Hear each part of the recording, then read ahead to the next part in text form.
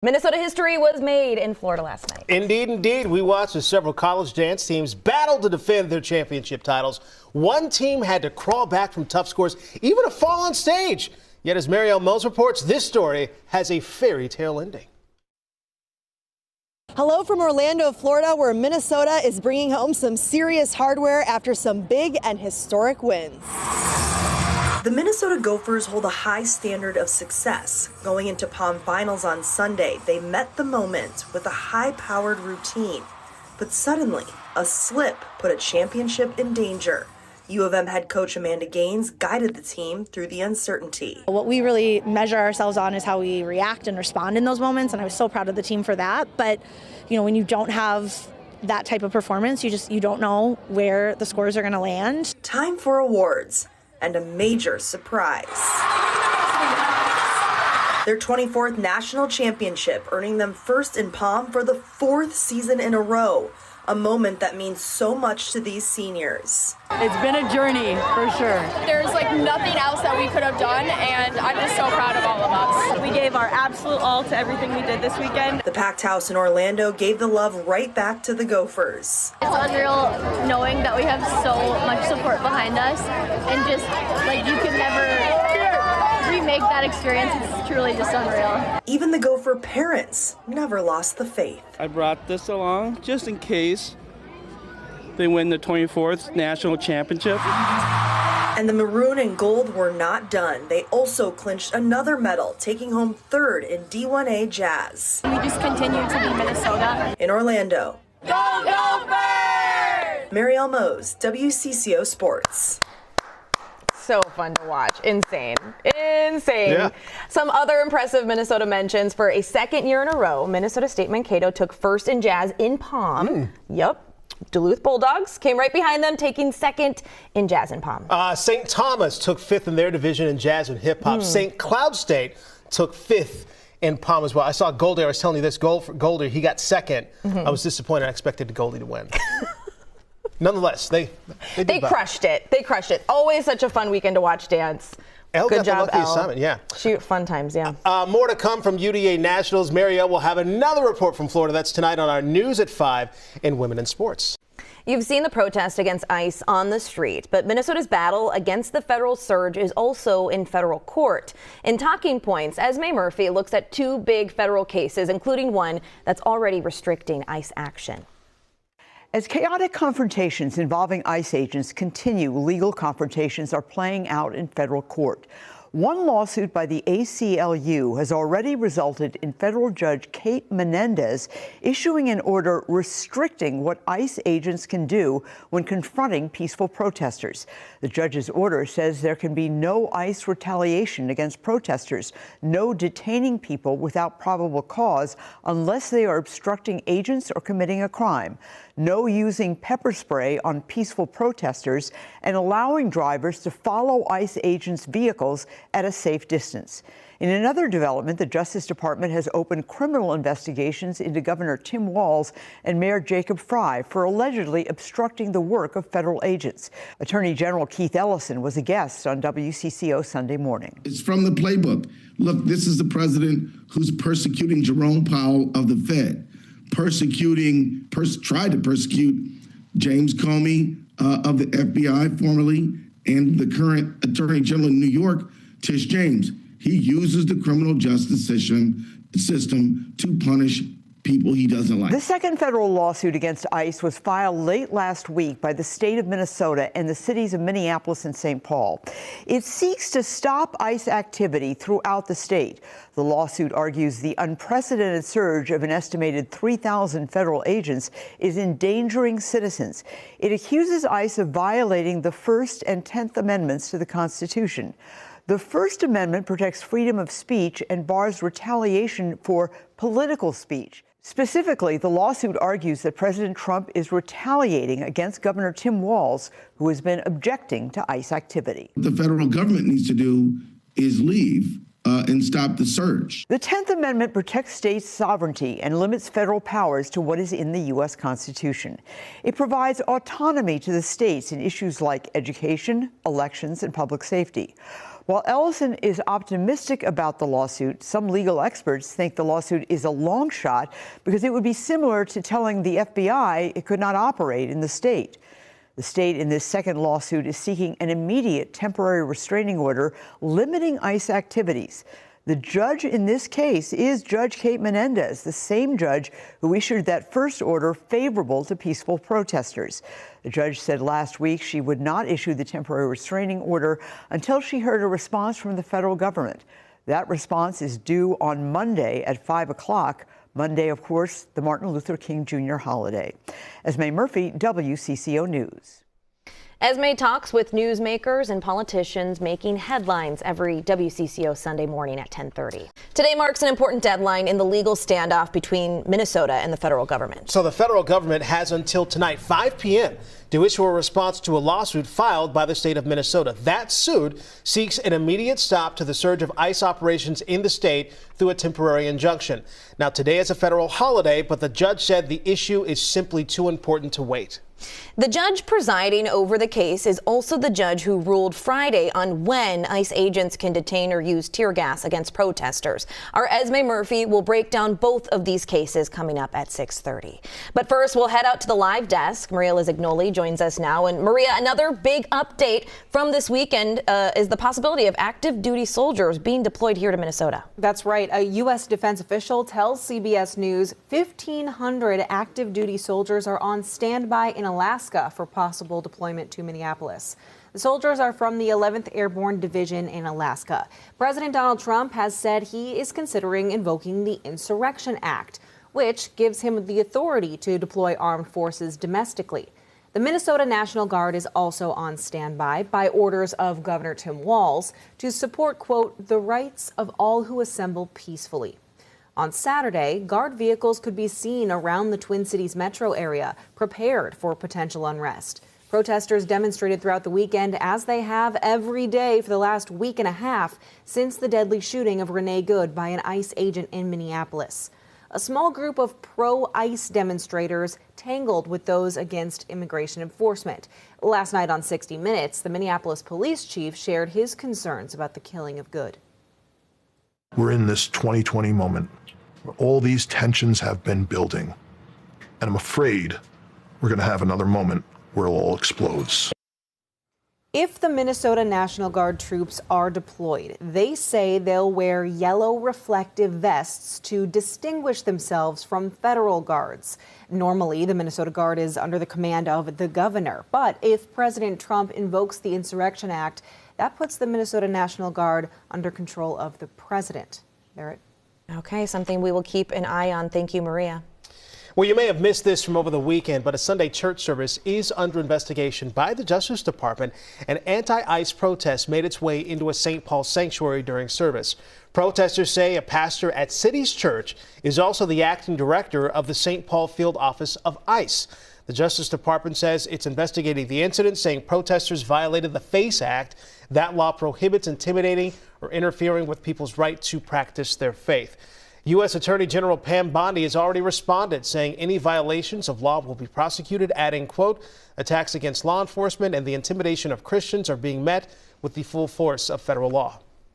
ICE says an undocumented immigrant picked up in Minneapolis died in their custody. 36-year-old Victor Manuel Diaz of Nicaragua was being held at Camp East Montana in El Paso, Texas.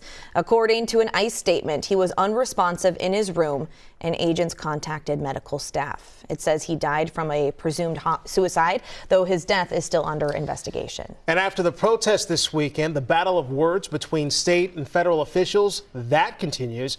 Just yesterday morning, both Department of Homeland Security Secretary Kristi Noem and Minneapolis Mayor Jacob Frey both appeared on CBS's Face the Nation. Noem blamed Minnesota leaders, including Mayor Frey, for recent violence, and she suggested protesters be confined to a peaceful protest zone. The mayor of Minneapolis says he will not limit the First Amendment. If he would set up a peaceful protest zone so that these individuals can exercise their First Amendment rights and do so peacefully, we would love that. Because then we could work together to make sure we're getting criminals to justice and letting people still express their First Amendment rights. First Amendment speech is not limited to one park or one section of the city. You are allowed to protest so long as you're doing it peacefully. And by the way, we've got tens of thousands of people in Minneapolis that are grinning down the bear, that are peacefully expressing their First Amendment rights. So no, you can't have just one section of a city. That's not the way First Amendment works. Some mail carriers in the Twin Cities spoke out against the ICE operations in Minnesota Sunday. Our streets! Our streets! Our streets! Our streets! The union, representing some post office workers along with community members, held a rally and march at the Lake Street Post Office. That's where union leaders say ICE agents have been staging operations. They are calling for ICE to stay off postal property. Of course, WCCO will continue to follow any new developments in the federal crackdown happening in Minnesota. You can find those stories on air or online at WCCO.com, always streaming on CBS News Minnesota. Yeah, no, this is very, very cold out there. I want to show you again the next 24 hours. We're going to barely make it to the positive numbers. You're just going to want to bundle up if you have to get out there and just double check that you have some extra gear in your car just in case. We've had some problems this morning and I just want you to be ready for it. It'll also be helpful later this week. And of course, all winter, you should be doing that. Next 24 hours, we're back down to the negative temperatures. This is just the air temperature, though. This does not factor in the wind. And when we get the wind out there, you know it's going to be a tough one, all right? Right now, it's 15 below outside coming from our station, even though the actual air temperature is 7 below. So it's just going to throw just a little more salt on the wound there. It's going to be a tough one. Highs for Savage the next 3 days are going to be below average, but come Tuesday night into Wednesday, we have snow moving in and our temperatures will come up a little bit there, but it's still going to be like a light, fluffy snow, kind of similar to what we just had going on this past weekend where we had a little bit of snowfall. We're good right now. There will be some clouds that stream on in, but I anticipate some sunshine here this morning and as we head into the afternoon. And since it's so cold, there's probably going to be some ice crystals out there, and you'll probably see maybe some sundogs, or you'll see some cool other atmospheric optics because of the cold temperatures today. So just keep your eye out there for maybe a little something. Gust forecast there, all right, about 30 miles per hour. Those winds will diminish some as we go through the day, but it is going to be very gusty. And it is going to be quite cold. Now, our wake-up wind chill I showed you this morning, 10, 15, 20, 30 below. It will improve some tomorrow as well as Wednesday and Thursday, but then Friday and Saturday hit, and we have some dangerously cold air moving back in. I'm hopeful that we could kick that pattern heading into next week, but just plan on some very cold air. All right, the forecast. Really quickly, I want to show you what's going on today. It is completely dry. The snow arrives tomorrow, southwest. And we see some on Wednesday. We could get maybe about another inch, inch and a half. And there you go. Please plan on that cold air later this week. Guys, look at that. Friday and Saturday, below zero. Are we going to get above zero today? It's going to be a tough one. I think we're going to be very close. I went 2 for the forecast high today, but whether it's 0, 1, 2, it's all going to be quite cold out there. And you factor in that wind chill. You can see that in the bottom bars there. If you focus there, touch it here. I'll bring my body over there and point to it. So here you go. I mean, check this out. That's going to be throughout the day today. So even if we do get above zero, it's going to be very, very cold out there. And yeah, I mean, this is January. We've had cold days like this. This isn't going to be a record low or a record low high, but this is quite cold. So just make sure you're ready for it. I know a lot of people may have some time off today. Use it as you would like to. But if you're going outside, just make sure you're ready for this very cold air. We should get up to maybe about 2 degrees this afternoon. All right, that's the high temperature here. Choose your spot. It's very similar, maybe a little bit warmer down to the southwest, and then a little bit colder up to the north and northeast, but not much. We're all going to be in this kind of like 5, 6, 7 degree range here where it's going to be just very cold. Very cold. I want to show you the high versus average. The next 3 days, a lot of blue days coming up. Today is going to be the coldest, and then we warm up some Tuesday, and then we warm up a little more on Wednesday. In fact, a couple spots might even get a little bit above average, which is in the lower 20s now for this time of the year. But then we decide to go back the other direction, and we're going to end up with cold days for Thursday, Friday, and heading into the weekend. So with those 2 warmer days, it's actually going to be enough to help support a little bit of snow. We're not going to get that today, though. A few clouds streaming in from the northwest is possible. We're just going to focus on some cold temperatures over the next, span of 5-7 days. But those 2 days right there, when it gets a little bit warmer, that's when we have a shot for some snow. So I'll take us through the forecast here. Throughout the day today, it's quiet. It's going to be sunny with some clouds at times. Through the overnight, we're clear again. So our temperature is going to drop again very quickly. And tomorrow morning, yes, cold. Air temperature is about 6-7 degrees below where we are right now. but the wind shouldn't be as intense, so it will feel just a smidge better, though still cold in its own right. All right, Tuesday, 6 p.m. Here comes snow moving on in. More so southwest, though it will clip the 94 corridor. It will bring in some light snow up to north around the cities as well. And that's going to pass through, I think, maybe half an inch to an inch around here with maybe 1 or 2 down to the southwest. Another chance on Wednesday, too. This is probably going to be more direct. Last little surge there late Wednesday night. And then I'm anticipating 2 days, Thursday and Friday, where we're dry, but very, very cold. I'll show you the snowfall forecast really quickly as I take us out to time. There's that snow moving through Tuesday. Here comes our next surge on Wednesday, pushing us up to about 1 inch to 2 inches. Very similar to what we just took on kind of for the weekend. So right now we know it's bitterly cold, but when we see this purple tone, this pink tone really take over, that is just an Arctic clip that's really going to be intense. And so we have dangerously cold air that's going to arrive Thursday night into Friday. Look what it does to our temperatures. This may be on the warm side even. And I'm talking to the team about maybe a next weather alert there for Friday. We'll see. 20 down to 9. Overnight temperatures Thursday night into about 10, 12, 15 below. 5 below for our high temperature on Friday, down to about 20 below overnight. And then we have another cold day on Saturday. The last time we had like back-to-back sub-zero days where we didn't even hit zero happened a year ago right now, January 19th, January 20th, 2025. So this is the time of the year where we typically get our coldest days, but it still hurts and it's still cold, so you just got to be ready for it. Joseph, thank you. A Sunday church service is now under investigation by the Justice Department. An anti-ICE protest made its way into a St. Paul sanctuary during service. Protesters say a pastor at City's Church is also the acting director of the St. Paul Field Office of ICE. The Justice Department says it is investigating the incident, saying protesters violated the FACE Act. That law prohibits intimidating or interfering with people's rights to practice their faith. U.S. Attorney General Pam Bondi has already responded, saying any violations of the law will be prosecuted, adding, quote, attacks against law enforcement and the intimidation of Christians are being met with full force of federal law. Peaceful protests took place outside the federal Whipple building just yesterday. Around midday, no federal officers were spotted outside. However, Hennepin County Sheriff's deputies were on hand. We've also learned the Veterans Affairs Office in the Whipple building is temporarily closing. In a posting on its website, it says it'll have staff available for veterans at the VA hospital in Minneapolis, along with online. They did not give a reason for that closure. And along with the protests that took place this weekend, the battle of words between state and federal officials, that continues. Yesterday morning, both Department of Homeland Security Secretary Kristi Noem and Minneapolis Mayor Jacob Frey appeared on CBS's Face the Nation. Noem blamed Minnesota leaders, including Frey, for recent violence. She suggested protesters to be confined to a peaceful protest zone. Frey said he will not limit the First Amendment.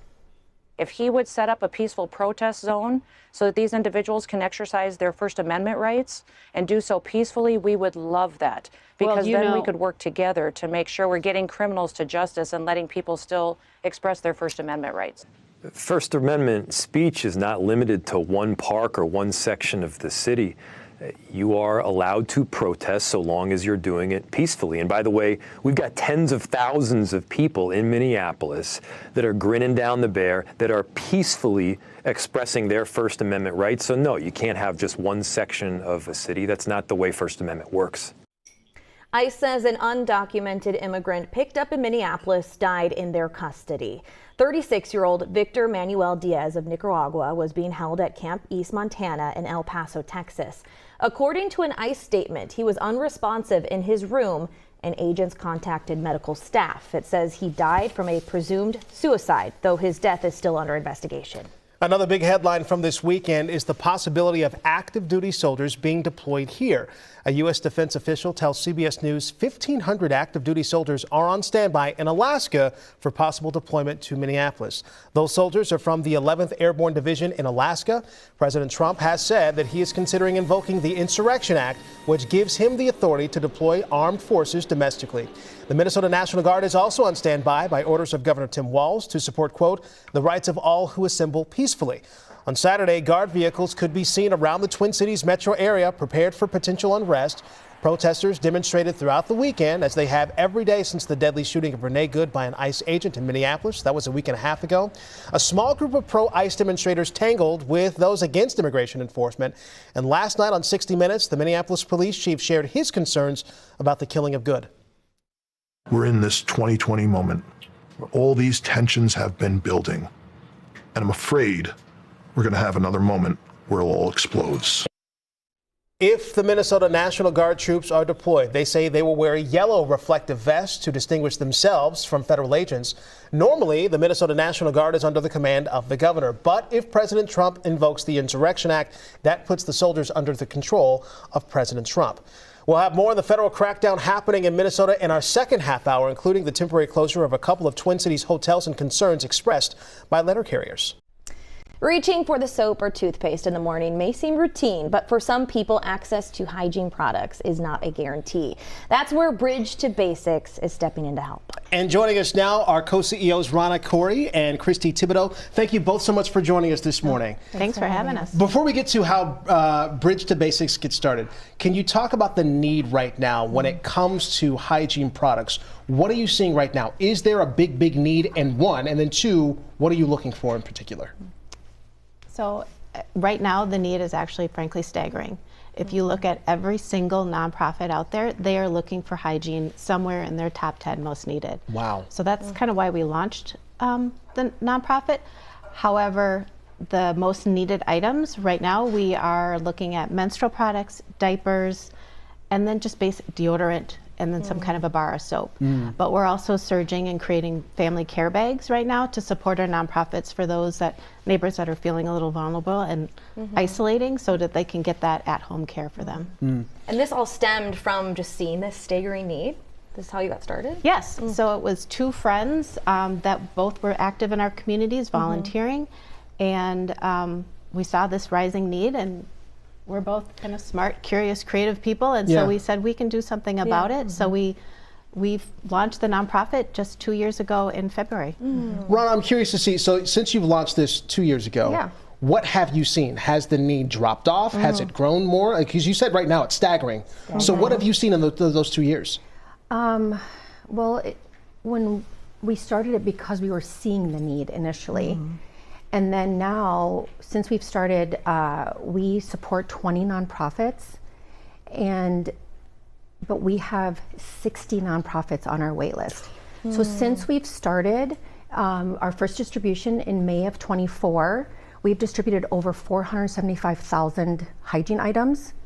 And our goal for this year is to provide over 500,000, and we are hoping to have enough funding to take people off of our wait list and have them become partners, so they're receiving a reliable resource. I just want to make sure I heard that right. So you said you had 20, and now you have 60 companies on your wait list right now? Yes. Wow. And some of those organizations that we serve could be a full school district, food banks, and we even support a local library. So,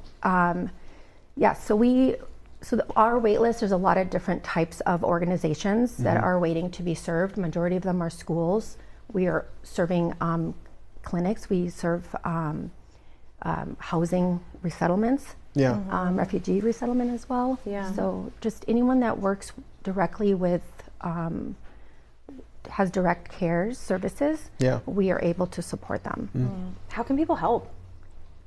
So the easiest way is to go to our website at bridgetobasics.org, and that's TO, and go to how to help. And there's a drop down. So with today being Martin Luther King Jr. Day, we have a variety of volunteering opportunities. So whether that's in person at our warehouse or remote. So hosting hygiene drives, building family care bags, building hygiene kits.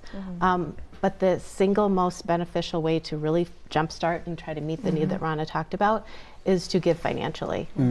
So there is an opportunity to donate on our website, because every dollar donated, we can turn that into 3 hygiene products out to a struggling neighbor. So that's really critical for us. You know, we talked about this during the commercial break before, but we were saying, you know, a lot of times people focus on food. But can you describe what that must feel like, or what you've heard from people who actually get that hygiene kit? That's gotta, it's got to be an amazing feeling, because it's something that you don't think of, that a lot of people take for granted too. Absolutely. Can I take that? hygiene for us is dignity, and we do believe that, and it's essential for everyone.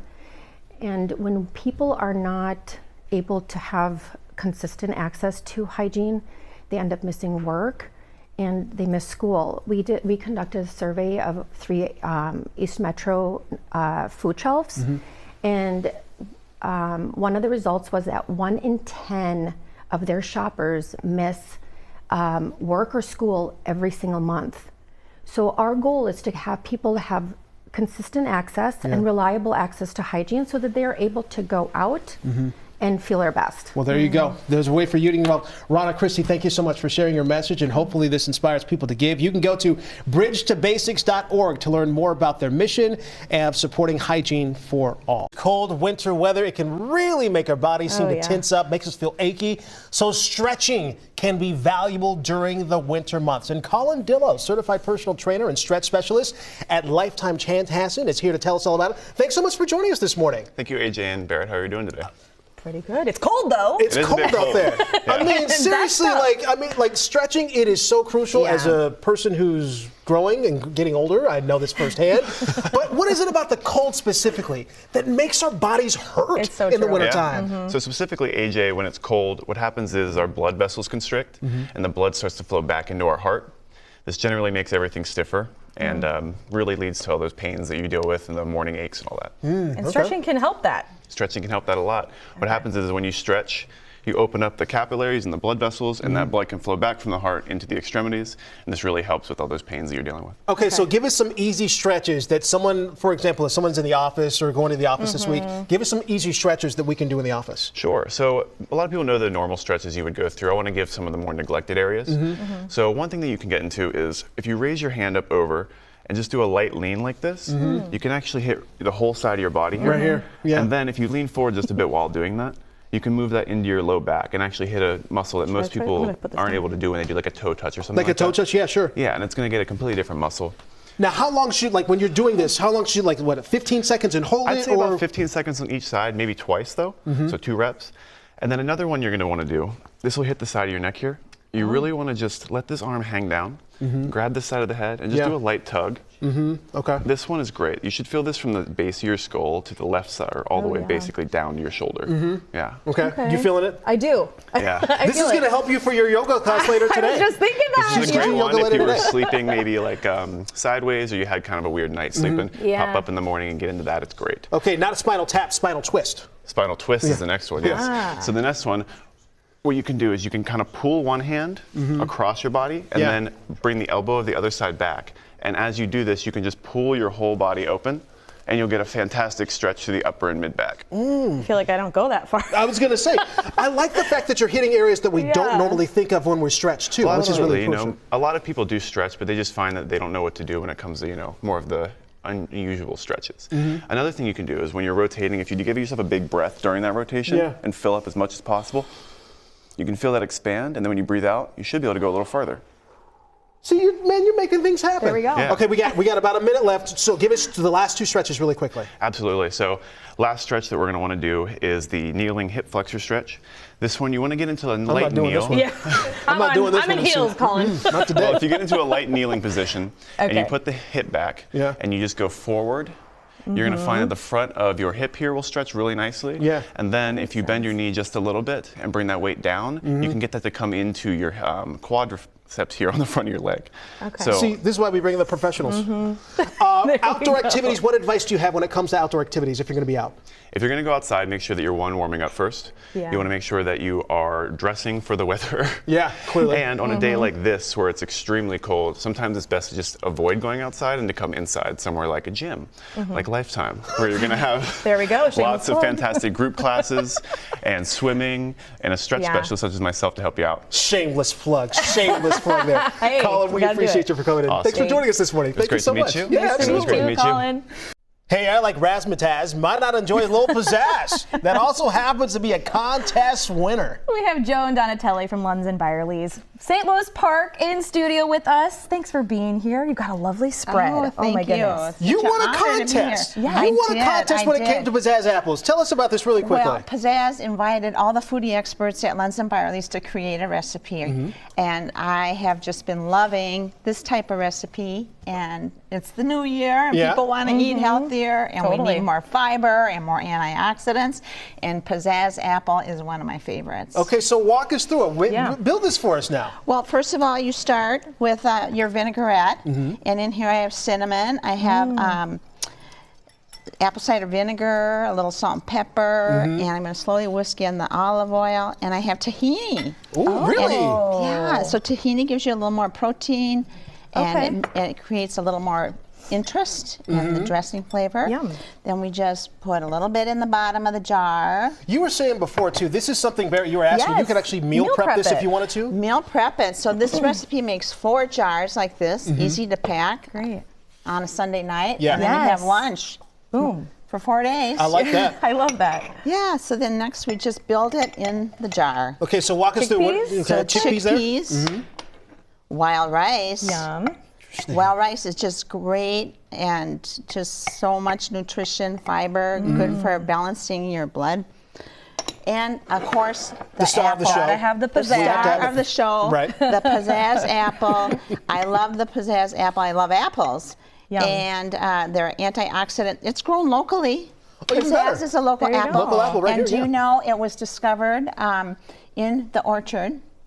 It came about naturally. One of the parents is the Honeycrisp. Honeycrisp apple. So it's bold and tart and tangy. All the good flavors. Yeah, and then you can kind of squish in the greens. Yeah. Okay, so we got beets in here too? Beets. Now, I know some people don't really like beets. If you don't like beets, no worries. Don't put them in. But they do offer a lot of nutritional benefits. And the best, and then here we have some garnishes. We have pepitas, cranberries, and pickled red onions. Now, did you know this recipe was going to be an award-winning one? Like you, because you said before, like, hey, I've done all these recipes before, but you said this is the one. I hoped it did because I love it. I love it so much. I love pizzazz apples, and I was hoping that it would win because I just want people to enjoy apples and enjoy this healthy recipe. Yum. So it's perfect too in January. Everyone's, like you said before, everyone's kind of doing a restart, healthy goals for the new year. I love this too. Yeah, there you go. Do you want to try an apple? I have some cut up right over here. Here in Minnesota and across the country, people are celebrating the life and legacy of Dr. Martin Luther King Jr. They're expecting hundreds at Powderhorn Park, the neighborhood at the epicenter of Renee Good's killing and presence of federal officers. Our Jason Rantala is live inside the Powderhorn Recreation Center with a gathering that really holds extra meaning this year, Jason. That's right, Barrett. The festivities celebrating Dr. Martin Luther King are well underway here at the Powderhorn Recreation Center. We've got lunch for 700 people if need be. We have activities for kids. We have speakers, and our photographer Mohammed's going to walk with me, getting a good idea here of all the folks gathered in the gymnasium. We just heard from the Brass Solidarity Band, just wrapped up, but a look at all the folks here celebrating Dr. King's legacy. This all goes until about 1 o'clock, 1:30 rather.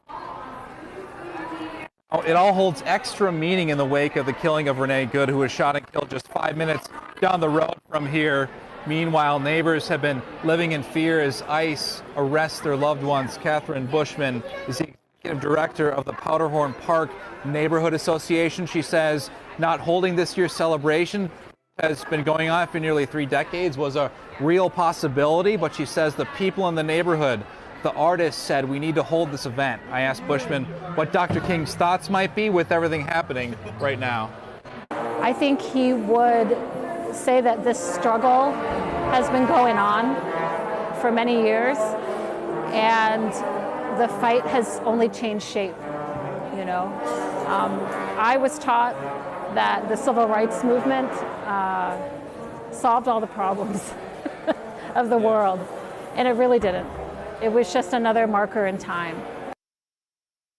And Bushman says the level of feelings of fear right now are not completely unfamiliar. This is similar, she said, to the pandemic as well as the time surrounding the uprising or after the murder of George Floyd. The South Minneapolis community has been there for each other, so Bushman said it was important for folks here to gather here today. Barrett. Okay, thank you, Jason. Man, Minnesota is hot for dance, not hot for the weather. No. I will say that. It's a tough one. You know, Lisa. it's interesting. We had the cold weather advisory here. Florida actually had a cold weather advisory there. And even some snow, right? As well. Yeah, we'll see if they blamed Elle for that. You know, don't bring that down here. Now, that being said, their cold weather advisory is like 35 degrees above. A little different. Yeah, obviously there's different thresholds down in Florida versus up here, thankfully, because they couldn't handle it. I'm sorry. Look at these wind chill values from this morning. 39 below zero in Little Falls, Alexandria 37 below zero, Twin Cities 32 degrees below zero. So we did have some cold wind chill values here this morning. We stay cold throughout the day today, and really we're colder than average throughout this week. It's Friday, Saturday, maybe even Thursday night. We have even colder air that'll be coming into place. We have a couple snow chances we'll track for you. One coming up here tomorrow evening, tomorrow night, and then another chance coming into Wednesday. But these are, you know, an inch or so. Not a big storm system to track. Winds are out of the west, and they're a little breezy still. Not as bad as what we saw yesterday, but they will start to taper off a little bit as we head into tonight. With our cold temps, though, of course, it's something to pay attention to with our forecast high. Normally we're at 23. We have a forecast high of 2 this afternoon. Temperatures into the single digits. That's about the best you get here across Minnesota and southern Minnesota. And then some locations like Alexandria only topping out at 0.